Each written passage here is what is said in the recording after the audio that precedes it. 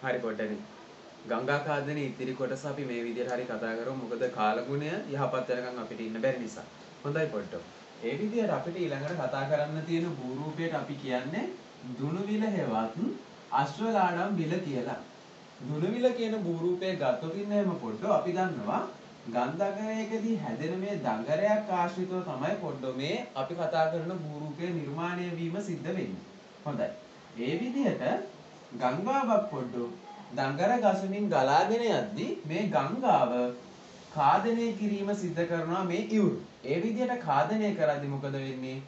මේ කාදිත ද්‍රව්‍යයන් නැවත ගංගා පත්ලේ තැම්පත් වීම සිද්ධ වෙනවා. මෙන්න මේ තැම්පත් වීම නිසා ගංගාවේ භාරය තව දුරටත් ඉහළ යනවා. ඒ හේතුව නිසා මොකද වෙන්නේ පොඩ්ඩෝ? ගංගාවේ ජලධාරිතාවය ඉහළ යාම සිද්ධ වෙනවා. මේ විදිහට ගංගා භාරය තැම්පත් වෙද්දී ඔන්න දැන් මොකද වෙන්නේ? ගංගාවේ ජලධාරිතාවය ඉහළ යනවා. එහෙනම් මේ විදිහට මේ ගංගා භාරයේ තියෙන පාර දිගේ යනවා වෙනුවට ගංගා විසින් මේ ගංගා භාරයේ තියෙන කොටස අත්හැරලා ඍජු ගමනාගමනයක යෙදෙනවා. ඍජු ගමනයක යෙදෙන්න පටන් ගන්නවා. ඒ විදිහට පොඩ්ඩෝ ගංගාවක් විසින් මේ වංගුව අතහැරලා ගමන් කිරීම නිසා අපි කියනවා දුනුවිල හෙවත් අශ්වලාඩම් විල නිර්මාණය වෙනවයි කියලා. ඒ වගේම පොඩ්ඩෝ ටික මේක පසු කාලීනව වතුර පිරුණු පුංචි ආවාටයක් බවට පත් වෙනවා. මෙන්න මේ දෙපැත්තෙන් මොකද වෙන්නේ? වැලි කොට ගැසීම නිසා තමයි අවසානයේදී ගංගාව මේ විදිහට ඍජු මාර්ගයකට ප්‍රවේශ වෙලා වෘත අවස්ථාවේදී ගමනාගමනයේ යෙදෙන්නේ. එහෙම නැත්නම් පහළට ගලාගෙන යාම සිද්ධ වෙන්නේ. හොඳයි මං හිතනවා තේරෙන්නේ නැති කියලා නැවත චූට්ටක් විස්තර කරන්නම්. ගංගාව ගං දඟර සහිතව ගලා යද්දී ගංගාවේ ඉවුරු කාදනය කිරීම සිද්ධ කරනවා.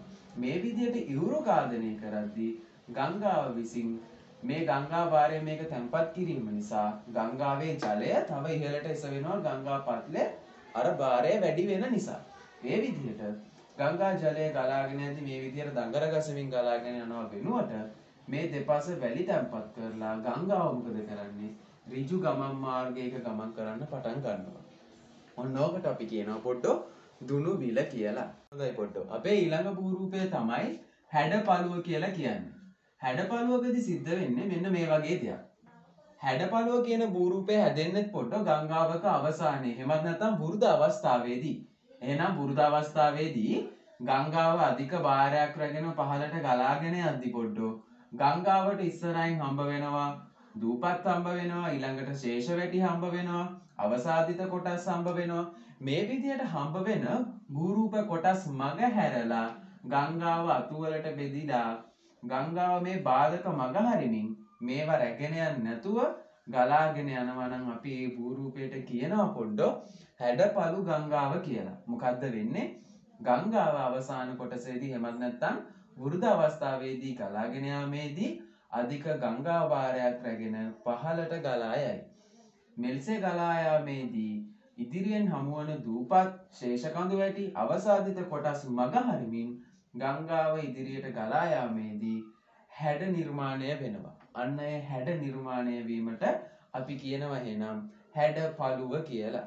ඔන්න ඔය විදිහට අපිට පුළුවන් පොඩ්ඩෝ හැඩපළුව කියන භූරූපය සම්බන්ධව ඉගෙන ගන්න. ඊළඟ භූරූපයේ විදිහට අපිට ඉගෙන ගන්න පුළුවන් වෙනවා ගම් මළුව කියන භූරූපය සම්බන්ධව. ගම් මළුව කියන භූරූපය ගත්තොත් එහෙම ගංගාවක වෘද අවස්ථාවේදී නිර්මාණය වෙන භූරූපයක් විදිහට අපිට ගම් මළුව කියන භූරූපයත් හඳුන්වා දෙන්න පුළුවන් වෙනවා.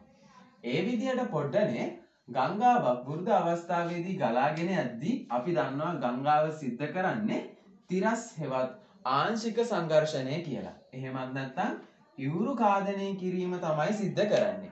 මේ විදිහට දැන් ගංගාවක් අධික භාරයක් එක්ක ගලාගෙන යද්දී අපි දන්නවා ගංගාව නිදිසාදනය කිරීම හෙවත් තැම්පත් කිරීම සිද්ධ කරනවා කියලා.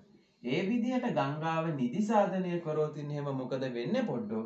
ගංගාවේ ජල මට්ටම ඉහළ යනවා. මේ විදිහට ඉහළ යද්දී නැවත මේ දෙපැත්තේ තියෙන ඉවුරු මොකද කරන්නේ? අර තිරස් සංඝර්ෂණය නිසා කාදනය වෙන්න පටන් ගන්නවා. ඒ විදිහට ගංගාව මගින් මේ ඉවුරු කාදනය කරද්දී ඒ දෙපැත්තේ තියෙන මඩ මැටි ආදී කොටසුත් මොකද වෙන්නේ පොඩ්ඩෝ? නැවතත් මේ ගංගාව පැත්තට වැටෙනවා. එහෙනම් දැන් මේ කොටස සම්පූර්ණයෙන්ම කාදනය වෙනවා. ඔන්න ඒ විදිහට ඛාදනය වීමක් සිද්ධ වෙනවා. නැවතත් ගංගාවේ ජලය දැන් නිදිසාදනය මගින් ඉහළ යාමක් සිද්ධ වෙනවා. නැවත නැවතත් දිගුව මේ ක්‍රියාවලිය සිද්ධ වෙද්දී පඩි පෙලක් වගේ භූරූපයක් හැදෙන්න පටන් ගන්නවා. ඔන්න ඔය පඩි පෙලක් වගේ හැදෙන භූරූපයට අපි කියනවා පොඩ්ඩෝ ගම් මලුව කියලා. මම දැන් මේ භූරූපය ඔයගොල්ලන්ට ඇඳලා පෙන්වන්නම්.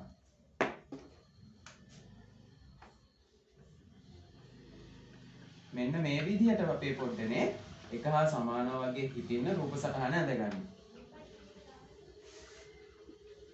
හොඳයි. ඔයාලට පේනවා ඇති දැන් මේකේ අර අපි කතා කරපු විදිහට ඛාදනය වෙන කොටස් දැක්වෙන ආකාරය සම්බන්ධව. මෙන්න මේ විදිහට පඩි පෙලක් වගේ භූරූපයක් හැදෙන එක තමයි අපි මෙතනදී මූලික වශයෙන්ම කතා කරන්නේ. හොඳයි. ඔන්න ඔය විදිහට පොඩ්ඩෝ පඩි පෙලක් වගේ භූරූපයක් හැදෙනවා නම් අපි ඔය භූරූපයට කියනවා ගම් මලුව කියලා. ඊළඟ භූරූපයේ විදිහට අපිට පිටාර තැනි සහ ගම් කණ්ඩි කියන භූරූප දෙකම එකට කතා කරන්න පුළුවන් වෙනවා. පිටාර තැන්නක් කියන්නේ මොකද්ද? ගංගාවක් පිටාර ගැලීම නිසා නිර්මාණය වෙන ප්‍රදේශයට අපි කියනවා පිටාර තැන්නක් කියලා. ඔන්න සරල අදහසින් අපිට පිටාර තැන්න අදහස් කරගන්න පුළුවන් වෙනවා. මොකද්ද පොඩ්ඩ වෙන්නේ? ගංගාවක දෙපස තියෙන ගංගාව පිටාර ගැලීමෙන් පසුව නිර්මාණය වෙන තැනි ප්‍රදේශයට අපි කියනවා එහෙනම් පිටාර තැන්න කියලා. හොඳද? ඊළඟට පොඩ්ඩනේ ගම් කණ්ඩිය කියන භූරූපය සිද්ධ වෙන්නේ මෙන්න මේ විදිහට. ගංගාවක දෙපස දියලු කොටස් තැන්පත් වීමෙන් නිර්මාණය වෙන කොටසට අපි කියනවා පොඩ්ඩෝ ගම් කණ්ඩිය කියලා. ඕක ලොකු සිද්ධියක් නෙවෙයි. මොකද්ද? සරල අදහසින් ගත්තොත් ඉන්නේ එහෙම පිටාර තැන්නක් කියන්නේ ගංගාව පිටාර ගැලීමෙන් පසුව නිර්මාණය වෙන කොටසට. ගම් කණ්ඩියක් කියලා කියන්නේ ඒ විදිහට ගංගාවේ දෙපස ඉවුරු වල රොම්මාඩ හෙවත් දියලු ද්‍රව්‍ය තැන්පත් වීමෙන් නිර්මාණය වෙන කොටසට. වර්තමානයේදී පොට්ටෝ ගංගා පිටාර ගැලීම වළක්වන්න අපි කොන්ක්‍රීට් වලින් හදපු ගම් කණ්ඩිය යොදනවා. චීනයේ හොයන් හෝ චීනයේ කඳුළු ගංගාව කියලාත් අපි හොයන් හෝ නදිය මේ හඳුන්වනවානේ පොඩ්ඩෝ. ඒ වුණත් මේ ක්‍රමය කිසිවක් ස්වභාවික පිටාර තැනි තරම් ගම් කණ්ඩි තරම් ප්‍රායෝගික නොවනත් ඉතින් අපේ මිනිසුන් විසින් මේවා අත්දැක බැලීම් සිද්ධ කරනවා. ඔන්න ඒ කියන කාරණේත් අපි පිටාර තැන්න සහ ගම් කණ්ඩි කියන කොටසේදී මතක තියාගමු. අපි ඊළඟට කතා කරන්න යන්නේ දියලු අවාන කියන භූරූපයේ සම්බන්ධව. දියලු අවාන නිර්මාණය වෙන්නේ ගංගාවක වෘද්ධ අවස්ථාවේදී තමයි. හිතන්නකෝ නියම් කාලයක් එහෙමත් නැත්නම් ජලය අඩු කාලයකදී ගංගාව සිඳී යාමට ලක් වෙනවා.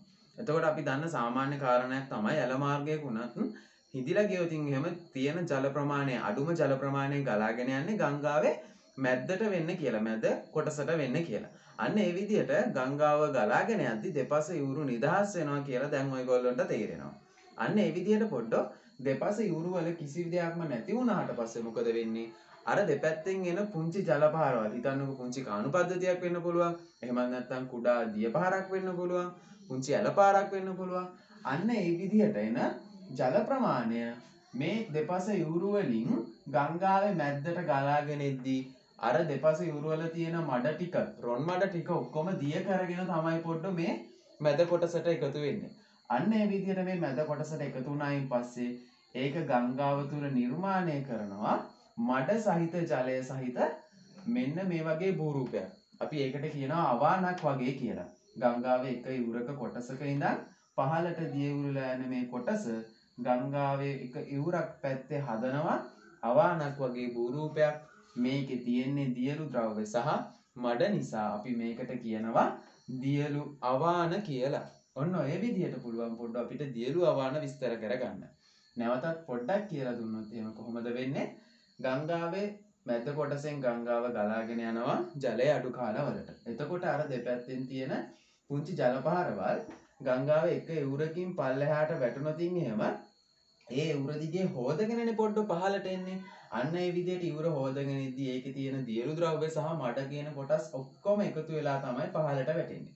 අන්න ඒ විදිහට පහළට වැටෙද්දී ඒක අවානක් හැඩයට විසිරීලා යනවා. ඔන්න ඔය අපි ඒ අවානට කියන්නේ දියලු අවාන කියලා. ඔය විදිහට අපිට පුළුවන් පොඩ්ඩ ඊළඟ භූරූපය ගැනත් ඉගෙන ගන්න.